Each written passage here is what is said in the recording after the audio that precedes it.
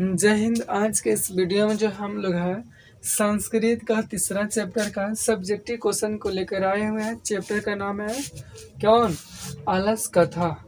ठीक है, इसका जो सब्जेक्टिव क्वेश्चन को लेकर आए हुए हैं, इससे पहले जो है आप अब जो इसका शॉर्ट नोट्स का जो है वीडियो नहीं देखे हैं, जाकर उसका वीडियो देख सकते हैं। ठीक है, देखिए इधर पहला है कि ये जो 2 अंकीय प्रश्न है, यानी कि 2 ही नंबर में पूछता है और एग्ज़ाम में कैसा देना होता है, तो ये जो हम लोग का हिंदी में लिखना रहता है, यानी कि ये इसको जो है हिंदी में लिखना पड़ता है। एग्ज़ाम में 16 को पूछता है, जिसमें से 8 को देना होता है। 8 दूना 16 नंबर का रहता है।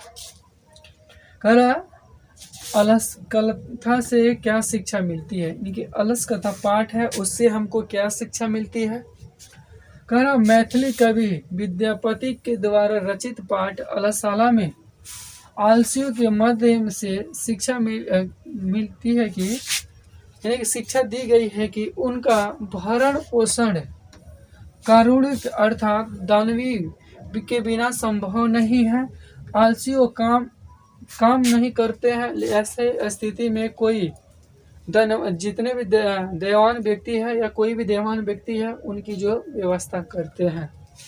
यानी कि इस कहानी से हमें यह शिक्षा मिलती है कि विद्यापति जी कहते हैं, अलस कथा पाठ के माध्यम से हम बता रहे हैं, ठीक है, कि उनका भरण पोषण कारुणिक अर्थात दानों के बिना संभव नहीं है। यानी कि जितने भी आलसी लोग हैं, उनका कोई ना कोई कारुणिक व्यक्ति जो है, उन्हीं के द्वारा उनका भरण पोषण होता है। अगर वो नहीं करेंगे तो वो भले, आलसियों को पहला ही मत होता है, भले भूखे मर जाएंगे लेकिन कोई काम नहीं करेंगे। आई होप ये समझ में आया होगा।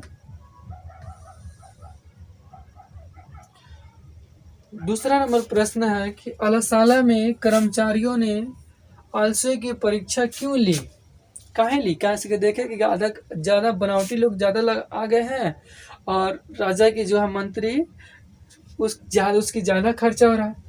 अलसाला में बहुत सारे बनावटी आलसी भोजन को और वस्त्र को ग्रहण कर रहे थे, प्राप्त कर रहे थे, जिनमें अलसाला में खर्चा काफी बढ़ गया था। अधिक खर्चे को देखकर कर्मचारियों ने आलसियों की परीक्षा ली। मामले से बात है, कोई अगर कोई चीज़ जो है फ्री मिलता है तो चाहता लो सब कोई ले ले, उसी कुछ बनावटी आलसी भी लेगा। बिहार एक ऐसा राज्य है, यहाँ के लोग जो है तुरंत जो है गरीब बन जाते हैं और तुरंत अमीर बन जाते हैं। ठीक है, देखिए इधर आगे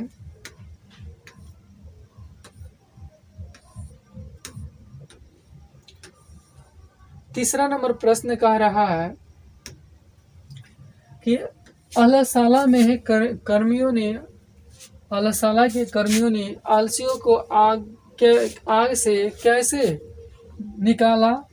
खरा अलसाला में बनावटी आलसी ग्रहण कर रहे थे भोजन और अनाज को जो है, तब वहां के कर्मियों ने अलसाला को आग लगा दिया। वहां के लगे आग को देखकर कृत्रिम यानी कि धूर्त लोग आलसी जो है भाग गए, लेकिन 4 आलसी वहीं सोए हुए रह गए और शोरगुल के बाद भी चारों आलसियों को सोई हुई अवस्था में बातचीत करते हुए वहां के जो है कर्मियों ने सोचा कि अगर इन लोगों को नहीं निकाला जाए, यानी कि बात कर रहा तो ये लोग गाया, तो वो लोग अपने में सोचा कि इन लोगों को अगर नहीं निकाला जाए तो क्या होगा, इसी में जलकर मर जाएंगे, जल जाएंगे। और इसी प्रकार अलसाला के कर्मियों ने 4 आलसियों को केस पकड़कर बाहर निकाला। ये पूछता है ऑब्जेक्टिव में, कैसे कर्मचारियों को बाहर निकालेगा, तो केस पकड़ के। जैसे कि धूर्त लोग था लो ना, तो क्या करता, भोजन और वस्त्र को धारण कर रहा था लो, और इस खर्चा को देखते हुए क्या कर नियोगी पुरुष ने अलसाला में क्या किया, आग लगा दी है। आगे जो है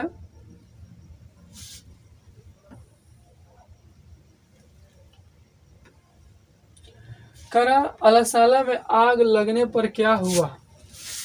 करा अलसाला में आग लगने पर सभी धूर्त और आलसी लोग जो है कृत्रिम आलसी यानी बनावटी भाग गए, लेकिन 4 आलसी सोए हुए अवस्था में आपस में बात कर रहे थे।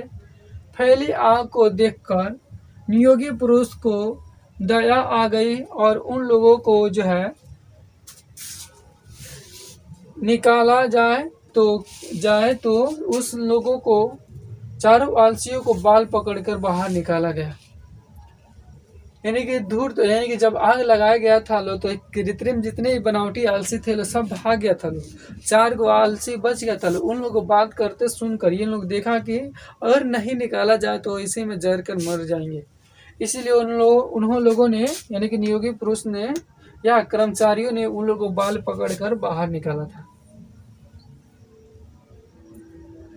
अगला क्वेश्चन है 5वां नंबर प्रश्न है, विद्यापति कौन थे? उन्हें किस ग्रंथ की रचना की है? पठित पाठ के आधार पर लिखे। विद्यापति जी एक महान मैथिली कवि थे, ठीक है।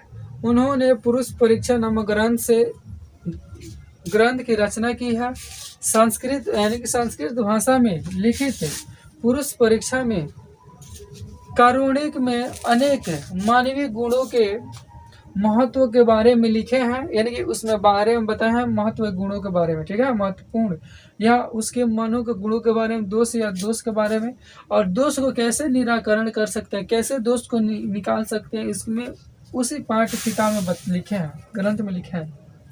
विद्यापति लोकप्रिय मैथिली कवि है। कौन सी कवि? मैथिली कवि है। संस्कृत ग्रंथ के रचयिता जो है ये है कौन? संस्कृत ग्रंथ के रचयिता भी थे कौन? विद्यापति जी।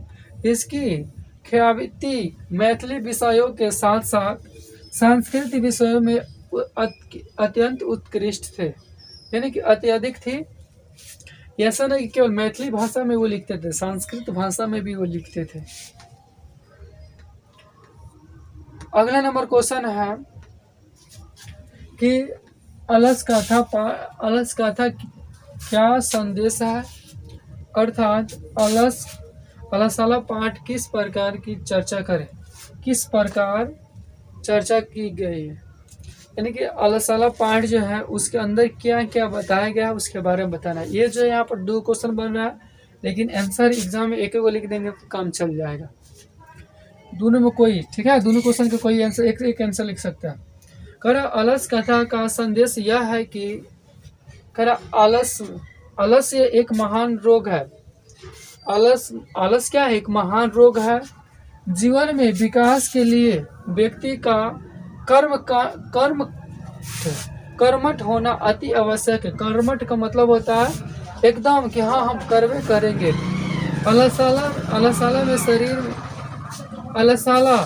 आलस्य शरीर में रहने वाले महान शत्रु है ना। कोई नहीं कहता कि हम इतना बस जग जाएंगे, लेकिन जग नहीं पाता है, ठीक है। ये उसके अंदर आलस है, जिससे अपने परिवार का और समाज का विनाश अवश्य ही होता है। अगर जिस व्यक्ति के अंदर आलस है तो उसका भी क्या विनाश होगा और समाज में उसका पूरा खत्म हो जाएगा, विनाश हो जाएगा, ठीक है। ये जो है कैसे लगी आगे देखिएगा, यहाँ तक लिख लीजिएगा। उसके बाद जो है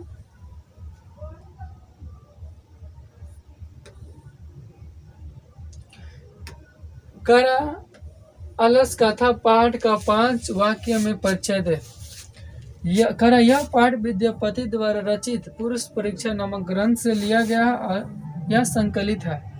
करा उपदेशनात्मक लघु कथा है। लघु का मतलब क्या है? छोटा कथा है। अगर इसके बारे में जो है अगर आप बढ़िया से पढ़ना है तो सबसे पहले हम क्या करेंगे,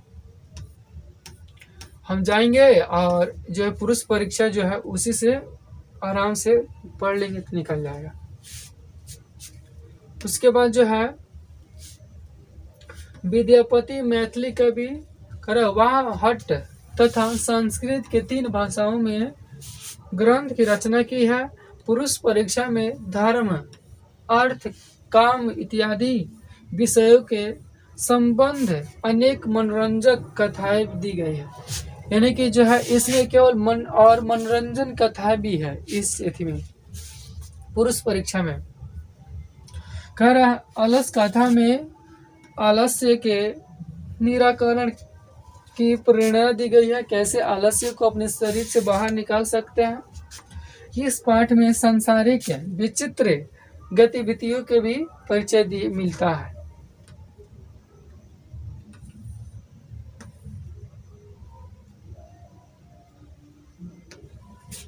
ये जो है हमारा 8वां नंबर प्रश्न है, चारों आलसियों की वार्तालाप को अपने शब्दों में लिखे। यानी कि चारों आलसियों में क्या क्या बातें हो रही थी। चारों आलसियों में एक निश्चय ही हो अपने आलसपन की सिद्धता कर रहे थे, अपन आलस्य के बारे में बता रहे थे, सिद्धता कर रहे थे, यानी कि प्रूफ कर रहे थे। एक आलसी ने मुंह ढककर कहा कि अरे हल्ला कैसा है, यानी कि कैसा शोरगुल सुनाई दे रहा है। दूसरा व्यक्ति ने कहा, यहाँ से दूसरा व्यक्ति ने कहा कि लगता है कि हमारे घरों में आग लग गई है। तीसरा ने कहा कोई धार्मिक व्यक्ति नहीं है जो वस्त्र जो है भिगाकर हमारे शरीर के ऊपर डाल दे ताकि हम ना जलेंगे। और चौथा आलसी ने कहा अरे कितना बोलते हो, चुपचाप रहो। ठीक है, आराम से इसको लिख सकते हैं। उसके बाद जो हमारा 8वां नंबर प्रश्न देखिए क्या कह रहा है। कर विद्यापति उन्होंने किस ग्रंथ की रचना की है तथा अलस कथा पाठ में इनकी रचना 6 वाक्य में लिखे। लेकिन विद्यापति कौन है, उनकी कौन कौन सी ग्रंथ की रचना की है, अलस कथा पाठ के 6 पंक्तियों में लिखना है। विद्यापति एक महान मैथिली कवि है एवं लेखक भी थे। उन्होंने पुरुष परीक्षा नामक ग्रंथ की रचना की है। संस्कृत भाषा में लिखित पुरुष परीक्षा में कथा रूप में अनेक मानवीय गुणों के महत्व का वर्णन किया है, मानव के गुण के बारे में बताए हैं और दोष का निराकरण यानी कि दोष को कैसे निकाल सकते हैं उसके बारे में शिक्षा दी गई है।